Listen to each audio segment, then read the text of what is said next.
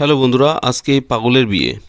না এই সেই পাগল নয়, আসলে নাম হলো পাগল। আসলে আমরা ভালোবেসে একে পাগল ডাকি। কেন পাগল ডাকি? কারণ এই দেখুন, একটা হোয়াটসঅ্যাপ করে এর বিয়ের কার্ড পাঠিয়ে আমাকে নিমন্ত্রণ করছে। এবার এটাকে আমি পাগলামি বলবো নাকি আধুনিক চিন্তাভাবনা বলবো, সেটা সত্যি একটা প্রশ্ন থেকেই যায়। আমি তো প্রথমে বিশ্বাস করিনি, ভাবছি মনে এডিট করে পাঠিয়েছে, তাই বাড়ি চলে গেলাম। বাড়ি গিয়ে বিয়ের দিন খুঁজছি যে আমার কার্ড কোথায়, দেখা হলো গেটে ঢুকতে দিল না। তো খুঁজে খুঁজে খুঁজে খুঁজে খুঁজে অবশেষে পেলাম না আমার কার্ড রয়েছে, কিন্তু সে কিন্তু আমাকে কার্ড দিয়ে নিমন্ত্রণ করেনি, শুধু হোয়াটসঅ্যাপ করেছিল। তাও আমি চলে এসেছি, বন্ধু বলে কথা। তো বন্ধুরা চলো আজকে দেখা যাক আমার বন্ধুর বিয়েতে কী কী ঘটেছে। আমি যখন দুপুরবেলা গেছিলাম, সে বিয়ের জন্য ভীষণভাবে এক্সাইটেড ছিল, এইভাবে ফটো তুলছিল, ওভাবে ফটো তুলছিল। কিন্তু যেই সন্ধ্যাবেলা গেলাম, শুনলাম সে বিয়ে করতে চায় না। তাই দেখলাম থানা থেকে লোক এসে তাকে পিঠ মোড়া দিয়ে বেঁধে রেখেছে। এ কি হলো এখন? কী হয় বন্ধুর? এবার আটকে রেখেছে কেন? হঠাৎ করে কি পাগলামি বেড়ে গেল? সবাই তার দিকে তাকিয়েছে মলিন মুখে। আমার তো চিন্তা লেগে গেল। বিয়েবাড়ি নিয়ে গিয়ে সব বন্ধুরা নরোত্তমের উপর নজর রাখছিল, কড়া নজর। শুধু ভাবছিলাম সে ওখান থেকে পালিয়ে না যায়। সে সুযোগ খুঁজছিল শুধু পালানোর জন্য। ঠিক সেই সময় সেই কন্যার আগমন ঘটে। সে আর নিজেকে ধরে রাখতে পারল না। কি ব্যাপার, সে পালাতে চায় কেন? সেটাই আগে জানতে চাই, কারণ তাদের তো দীর্ঘ 25 বছরের প্রেম। কি এমন হলো যে এই 25 বছর প্রেম ছেড়ে যে পালাতে চায়? তাই জানতেই সেই কন্যার আগমন। কন্যা এসে তাকে একের পর এক প্রশ্ন করে, কিন্তু নরোত্তম তাকে একটা উত্তর দেয় না। তাই লজ্জায় মেয়েটা পান পাতা দিয়ে মুখটা ঢেকে নেয়। আর সে বারবার তাকে গোল গোল করে ঘুরে ঘুরে কানের কাছে সে একটাই প্রশ্ন করে, কেন তুমি এটা কেন করলে, বলো বলো কেন করলে? কিন্তু নরোত্তম তো সে একই লোক, সে কোনো উত্তর দেয় না। হয়তো সেদিন সে পাগলামোর উত্তর সে দেবে না, কারণ সে সেদিন বড়িটা খেতে ভুলে গেছে। কিন্তু যখন নরোত্তমকে বললো তোমাকে পান খেতে দেবো, আর সে কথা বলে মুখের সামনে দিয়ে যখন পানটা কিনে নেওয়া হলো, নরোত্তম আরও রেগে গেল।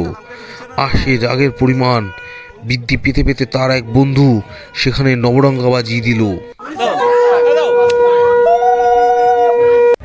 আর তখন দেখা হয়ে গেল পাড়ার কিছু বিখ্যাত নেতাদের সাথে, যাদের যদিও কেউই চেনে না।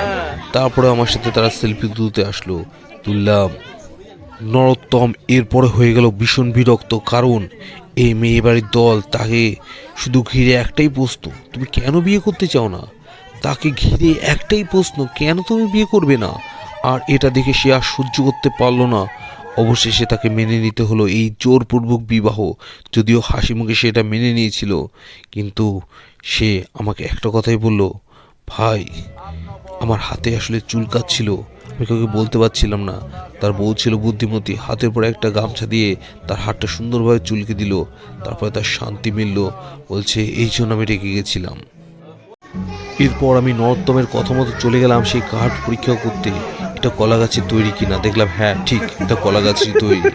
যেই বললাম, তারপরে আমার বন্ধু কিছুটা আশ্বস্ত হয়ে মন্ত্র করতে চলে গেল।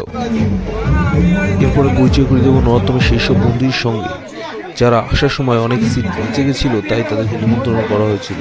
এরা হলো তাদের মধ্যে কয়েকজন। এক বন্ধু এসে পুরো ফিট হয়ে গেছে, কি তো নড়ছে না চড়ছে না। তারপরে শুরু হলো তাদের পাওয়ার ডান্স। কিছুক্ষণ সেই পাওয়ার ডান্স দেখতে হলো। তারা নিচে লোকদেরকে মুগ্ধ করে প্রায় 5,000 টাকা পুরস্কার পেয়েছে, সব খুচরো পয়সা। অবশেষে তারা কথা দিয়েছে সামনের বছর দুর্গাপুজোতে এরাই তাদের পাড়ার ক্লাবে নাচ করবে বিনে পয়সায়, শুধুমাত্র দুবেলা খাবার দিলেই হবে। তারা এত সুন্দর নৃত্য পরিবেশন করেছে যে ডান্স বাংলা ডান্স থেকে তখনই ফোন করেছে। এরপরেই আমাদের পাড়ার ভদ্র ছেলে বাসু, সে বলল আমি একটু জিমন্যাস্টিক করে দেখাতে চাই। সেই ক্লাস 2তে পড়া অবস্থায় যেটা করেছিলাম সেটা দেখাবো। আর লোকজন মুগ্ধ হয়ে সেটাই দেখতে লাগলো। এরপরে জোর করে নরোত্তমকে নিয়ে যাওয়া হয় সেই ফটো সেশনের জন্য, যার জন্য সে বিন্দুমাত্র প্রস্তুত ছিল না। কিন্তু তার বউ তাকে জোর করে, সে চলে যেতে যাচ্ছিল, কিন্তু তার গলা ধরে টেনে ধরে, তার মালা ধরে, ফটো না তুলে তুমি যাবে কোথায়? কিন্তু সে কতক্ষণ ভাই এটা সহ্য করবে? এরকম করতে করতে হঠাৎ করে নরোত্তমের মাথা ঘুরে আসলো, আর সে ধপাস করে তার বউয়ের কোলে পড়ে গেল। তাকে কার্বন ডাই অক্সাইড দিয়ে তার জ্ঞান ফেরানো হলো। ঠিক রাত 12টা, নরোত্তমের পাগলামোর সময়। আর এই সময় নরোত্তম আর শুয়ে থাকতে পারে না। সে পালাতে গেল, কিন্তু ধরা পড়ে গেল আততায়ীদের হাতে। তাকে বাধ্য করলো নাচার জন্য। তিনি বলছে আমাকে নাচিও না, কারণ আমি এই সময় না নেচে পারি না। আর ঠিক সেই সময় মিউজিক থেমে গেল, আর সবার মধ্যে একটা প্রতিক্রিয়া, চলো যশোর অবরোধ করতে হবে, কেন মিউজিক থামলো। তখন ওই ভিড়ের মধ্যে তার দেখা হলো উসুন্তি বাবুর। তিনি বললেন, বাবু তুমি নাচো, নাচলেই তোমার এই পাগলামো কমে যাবে। আর এই কথা শুনে সে নিজেকে আর ধরে রাখতে পারলো না, সে পুরম করে একটা লাভ দিয়ে দিল। আর অমনি শুরু হলো তার সেই মজার জীবন।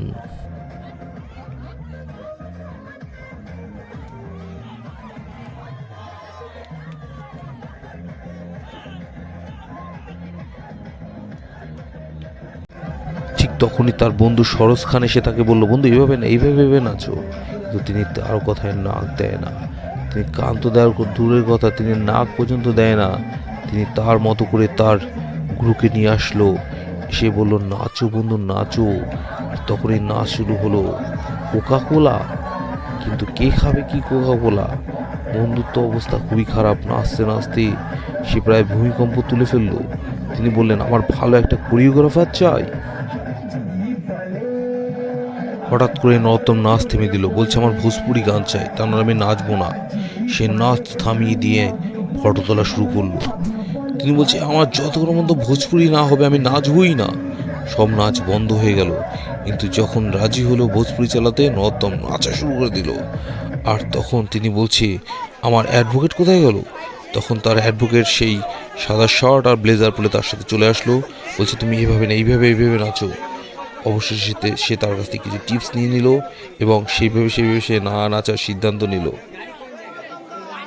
সে তার অ্যাডভোকেটের কাছ থেকে সিদ্ধান্ত নিল যে কীভাবে ভাইরাল হওয়া যায়। তখন সে তাকে বলল, তুমি সেই প্রসেনজিতের সেই গানটা চালাও, তোমাকে ভাইরাল হওয়া থেকে কেউ বাঁচাতে পারবে না। আর সেটাই ঘটলো তখন।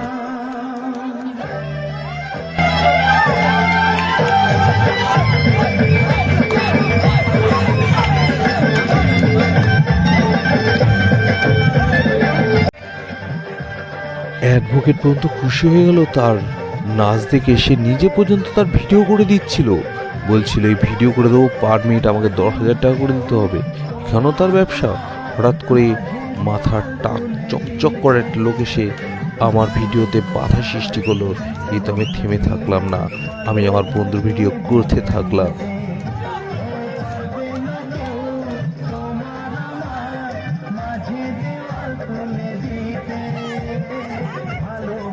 কিছু ঠিকঠাকই চলছিল। হঠাৎ নরোত্তম তার বউকে প্রণাম করছে, বলছে কি করছিস বন্ধু, ওঠ ওঠ, এটা তোর বউ, তোর মাসি শাশুড়ি না রে পাগল, ওঠ। তখন সে উঠলো, উঠে কান্নায় চোখ ভেঙে পড়লো। তখন তাকে সুভাষ পাল কিছুটা সান্ত্বনা জানালো।